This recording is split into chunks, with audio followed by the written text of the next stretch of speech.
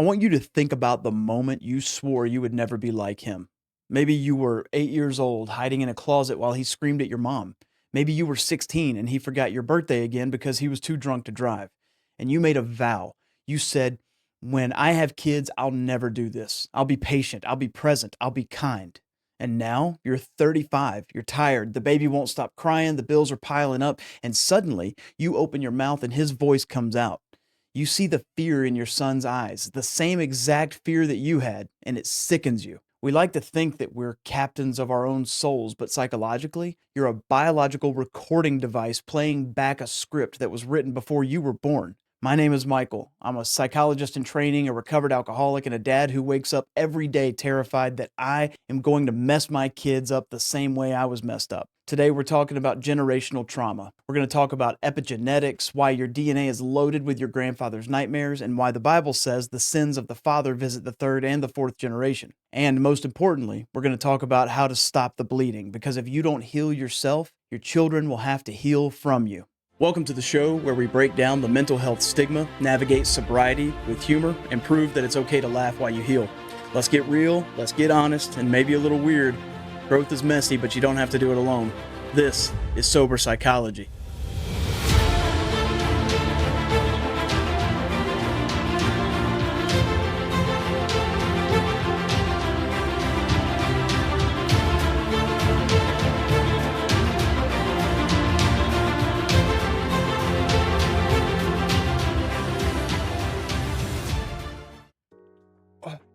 Let's get real. Being a parent is the most triggering thing a human being can do. It's an unrelenting mirror. When your child screams, it doesn't just annoy you, it activates a dormant part of your brain. It's the part that remembers how you felt when you screamed and nobody came. Psychoanalyst Selma Freyberg called this the ghost in the nursery. She said that in every nursery, there are two parents and a baby, but actually, there are visitors, the ghost of the parents past. The ghost of the father who hit you, the ghost of the mother who ignored you. And if you aren't careful, the ghosts start parenting your child. We have a crisis of fatherlessness in this country. And I don't mean dads who left. I mean dads who are physically present but emotionally dead. The checkout dads. The dad who is on the phone at the park. The dad who works 80 hours a week to avoid going home because intimacy makes him panic. I'm a recovered alcoholic. I checked out with booze. Maybe you check out with video games or porn or anger. The result is the same. You're teaching your child that they're not worth your attention. And psychologically, that is a death sentence for their self-esteem. We're going to dissect why you do this. Not to shame you. Shame is useless. But to vivisect the behavior so you can kill it. You think that trauma is just in your head? No, it's in your blood. We need to talk about epigenetics. Genetics is the hardware. That's your DNA. Epigenetics is the software. That's how the genes are expressed. There was a really cool study done on mice. Scientists took a male mouse, and every time they exposed him to the smell of cherry blossoms, they ended up shocking his foot. That's going to equal pain. Eventually, the mouse was utterly terrified of the smell of cherry blossoms. But here's the crazy part. That mouse had babies. The babies were never shocked. They never even met their father. But when the scientists exposed the babies to the smell of the cherry blossom, they panicked. They had a stress reaction. And then they tested the grandchildren. Same thing. The trauma physically encoded in the sperm and passed down. Your grandfather's alcoholism, your mother's anxiety, that isn't just learned behavior. It might be biological markers on your genes that tell your body, the world is dangerous. Be ready to fight. This is the scientific explanation for what the Bible says in Exodus 34:7. He punishes the children and their children for the sins of the parents to the third and the fourth generation. Now, people think that that verse is cruel. Why would God punish these kids? God isn't punishing them. He's describing the consequences of sin. Sin destroys the hard drive. It corrupts the file. And then you end up running on a corrupted operating system. However, there's still good news in all of this. Epigenetics can be changed. You can rewrite the software, but you can't do it by accident. You have to do it on purpose. To understand how you parent and how you date, we have to look at one of my favorite concepts in psychology, attachment theory. This was developed by Mary Ainsworth and John Bowlby. They did the strange situation experiment. They put a baby in a room with the mom, and then the mom ends up leaving. The baby cries, and then the mom comes back. And how that baby reacts reveals not only the attachment style of that child, but also how the parent is parenting. There are 4 styles. So just go ahead and think to yourself, which one are you? Number 1, you have the secure attachment. The baby cries when mom leaves, but is easily comforted when mom returns. That means that the parents were consistent. If you had this type of upbringing, the adult version of you trusts people. You don't freak out when your wife doesn't text you back immediately. The second type is anxious preoccupied. This is where the baby cries when mom leaves, but when she comes back, the baby is angry and it's clingy. The parent that shows was inconsistent, sometimes loving, sometimes absent. If you experience that, the adult you're very needy. You need constant validation. You suffocate your kids because you're terrified that they're going to leave. The third style is dismissive avoidant. This is where the baby doesn't cry when mom leaves, and when she comes back, the baby ignores her. That means that the parents were rejecting or cold. If you had that type of upbringing, the adult version of you're the strong, silent type. You don't do feelings. If your kid cries, you say, "Stop crying or I'll give you something to cry about." You think that you're tough, but you're actually just numb. And then the fourth attachment style is disorganized. This is the fearful avoidant style. This is the worst one, in my opinion. The baby runs to the mom for comfort, but then freezes or even hits the parent, hits the mom. That means that the parent was the source of the fear or abuse. If you grew up in that type of environment, this is going to be the adult version of you. You want love, but it utterly terrifies you. You push and pull. You're chaotic. This is the hallmark of severe trauma and addiction. If you're anxious or avoidant, you are statistically likely to raise insecure children. If you're an avoidant dad, your daughter is going to chase emotionally unavailable men because that feels like home to her. If you're an anxious mom, your son's going to feel smothered and is going to eventually run away from intimacy. You are programming their GPS to drive off of a cliff. Here's your graphic for representation of this next subject. We've talked about you, now let's talk about your family. In family systems theory, which you could thank Murray Brown, we view the family not as a collection of individuals, but as a single emotional unit. It's like a mobile hanging over a crib. If you touch one piece, the whole thing moves.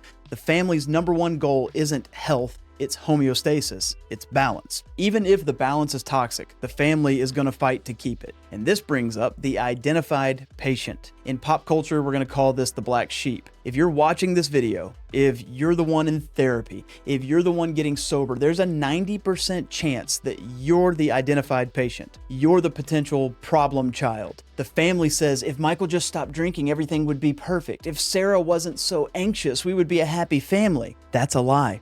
You're not the problem.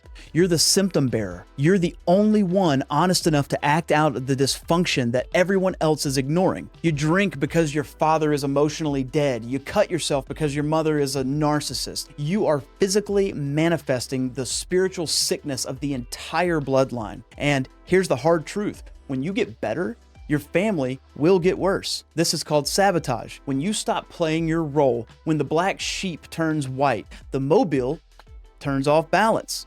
Your mom might start drinking more. Your dad might pick a fight with your sister. The marriage might collapse. Why? It's because they can't blame you anymore. They have to look at themselves, and they will hate you for it. They're going to try and pull you back into the mud. Crabs in a bucket. You have to be strong enough to let them drown if they refuse to swim. You can't save the ship by staying in the brig. You have to get on the life raft. Biblically, you can look at Joseph. His brothers threw him in a pit and sold him into slavery. He was the black sheep. But because he broke the cycle, because he got out of the toxic system and built a life in Egypt, he was eventually able to save all of them. But he had to leave them in order to save them. Let's go deeper. Let's go Jungian. Carl Jung talked about the shadow, the parts of ourselves that we deny. If you had a rageaholic father, you might say, I'll never be angry. I'll be a gentle parent. So you repress your anger. You shove it into the shadow. You become passive. You let your kids walk all over you. You never say no. But the shadow always leaks out because you suppressed your natural aggression. You have no authority. Your kids don't respect you. They feel unsafe because you're weak. And then one day, the pressure builds up and you explode. You can't be a good father if you are not a dangerous man. Now, hang on, time out. Before you attack me in the comments, let me go ahead and explain that to you. Jordan Peterson says, You should be a monster, and then you should learn to control it. A father who is incapable of violence is not virtuous. He's helpless. A father who has the capacity for aggression, who can protect his family, who can set a hard boundary, but keep it sheathed, that is safety. Your kids need to know you're strong enough to protect them from the world and strong enough to control yourself. If you're just a nice kind of guy because you're afraid of your own father's rage, you're not breaking the cycle. You're just swinging the pendulum to the other side, and your son will resent you for your weakness just as much as you resented your father for his violence. Integration means accepting, yes, I have my father's rage in me. It's part of my DNA, but I'm the master of it. I use it to fuel my discipline, not to beat my children. Well, we talked about dad. Now we have to talk about mom. And nobody wants to talk about mom. Mom is a saint. Mom did her best. Well, maybe, but in the psychology of generational trauma, the mother wound is often deeper because it's earlier. It happens pre-verbally. Jungian psychology gives us two dangerous archetypes for the traumatized mother. Number one is the devouring mother. This is the witch in Hansel and Gretel. She doesn't hate her kids. She loves them too much. She wants to eat them. This is enmeshment. She makes you responsible for her emotions. You're the only one who understands me. Don't leave me. She cripples you. She prevents you from becoming an adult because if you grow up, she's alone. If you're a man raised by a devouring mother, you likely struggle with the nice guy syndrome. You can check that video out here. You feel guilty for having boundaries. You feel like asserting yourself somehow or another is hurting women. Then you have the second type. This is the dead mother. This comes from psychoanalyst Andre Green. The mother is physically alive but emotionally dead. Maybe she was depressed. Maybe she was grieving. Maybe she was medicated. You looked into her eyes as a baby and you saw absolutely nothing, no reflection. So you learned, I don't exist. Unless I'm performing, unless I'm screaming, I'm invisible. If you have a mother wound, you are likely walking around with a gaping hole in your soul that you try and fill with some level of addiction. The bottle feels like a warm hug. The porn feels like a visual connection. You're trying to nurse from a glass bottle. The only way to heal this is to stop going to the empty well. You have to accept my mother can't give me what she doesn't have. Stop begging her for validation. She's bankrupt. You have to learn, mother yourself. That's it. You have to learn to self-soothe without a substance. We always talk about the story of the prodigal son. The son takes the money, blows it on hookers and blow, eats pig slop, and eventually comes home. And the father runs to meet him. But I want to talk about the father. Imagine the pain of that father, watching his son walk away, knowing that his son is about to destroy his life. The father didn't chase him. He didn't enable him. He didn't send him money in the pig pen. He let him hit rock bottom. But the split second that he saw the son turn back, he ran. In that culture, old men did not run. It was undignified. To run, he had to spike up his robes. He had to show his bare legs. It was shameful. But he took the shame upon himself to cover the shame of his son. Some of you are the prodigal son. You need to come home. You need to get sober. But some of you are the father, and you're holding a grudge against your own kids, on your own parents. The cycle of generational trauma stops with forgiveness. And I don't mean the weak kind. I mean the excruciating kind. I mean looking at your dad, that flawed, broken, abusive man, and saying, you were a victim too. Someone hurt you and you didn't know how to stop it, but I forgive you. If you don't forgive him, you'll become him. Resentment is the glue that binds you to the person that you hate. The only way to detach is to forgive. And for your own kids, you need to model repentance. When you lose your temper, when you yell, don't just pretend it didn't happen. Get down on your knees, look them in the eye and say, Daddy was wrong. I lost my temper. It wasn't your fault. I'm sorry. Will you forgive me? That is how you break the curse. That's how you end the generational trauma. You show them that a man can be wrong and can also make it right. Before we get to the tools, I have to address one psychological mechanism that is keeping you stuck. Why do you defend your parents? Why do you say, yeah, dad hit me, but he was teaching me respect. Mom was crazy, but she loved us. This is called the fantasy bond, and you can thank Robert Firestone for this. When you're a child, you depend on your parents for survival. If your parent is bad, that's pretty terrifying. It means that you're probably going to die. So the child's brain does this flip. The child thinks, my parent isn't bad. I'm the one who's bad. If I'm bad, then I can be good and then they'll love me. It gives the child some level of hope. It gives the child some level of control. So you grow up protecting the image of your parents at the expense of your own reality. You idealize them. It is literally Stockholm syndrome. You fell in love with your captors in order to survive, but you aren't a hostage anymore. You have to shatter the fantasy bond. You have to be willing to look at the ugly truth. Your dad wasn't teaching you respect. He was a drunk who lost control. Your mom wasn't passionate. She was unstable and scary. Until you admit the truth of what happened, you can't grieve it. And if you can't grieve it, you'll repeat it. You have to fire your parents from being your gods. They were just flawed people to begin with. Okay, enough philosophy. How do we actually do this? How do we fix this? How do we get this on the right track?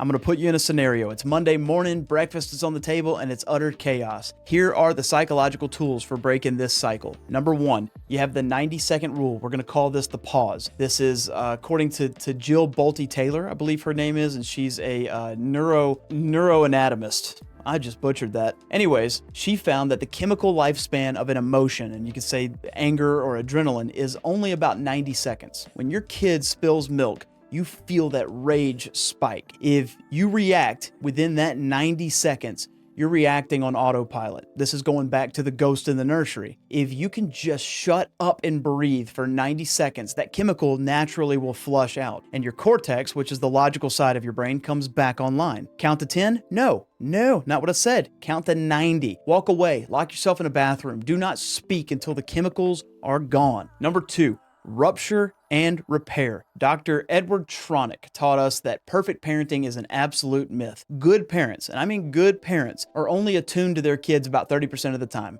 The magic isn't preventing the mess up. The magic is in the repair. Did you scream? Okay, that's a rupture. Now you must repair. Go back, apologize, reconnect, hug them. The repair actually makes the bond a lot stronger than if you never messed up in the first place. It teaches the child that relationships can actually survive in the midst of conflict. And number three, one of my favorites that we talk about all the time on this channel, name it to tame it. This is Dan Siegel. When your kid is flipping out, their right brain, which is in charge of the emotional side of things, is on fire. It is all lit up. Do not use logic, which is your left brain. It won't work. It just absolutely won't work. Connect right brain with right brain. Validate the feeling. Hey, you're really mad that the cookie broke? I see that that's making you furious.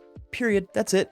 When you name the emotion, you calm the amygdala. And guess what? You need to do this for yourself too. I'm feeling real pissed off right now. I'm feeling like my dad. Naming the ghost makes the ghost disappear. Look, you are going to mess up. You're going to scar your kids a little bit. That's the price of being human. But you have a choice. You can give them the same scars that you got, or you can give them different scars, better scars, scars that healed because you helped them bandage the wound. You are the transitional generation. You are the dam that holds back the flood of dysfunction that has run through your family for 100 years. The pressure on the dam is immense. It hurts. It's exhausting. But if you can just hang on, the valley below you, your children, your grandchildren, they get to live in safety. They get to grow in green pastures. It is 100% worth the pain. Burn the script that your father gave you. Write a new one. Go hug your kids. And if you don't have kids, go hug the kid inside of you who is still hurting because your dad never came home. I'm Michael. This is Sober Psychology. Please break the cycle. Keep your head up. Keep your heart open. Go help somebody. Love you guys.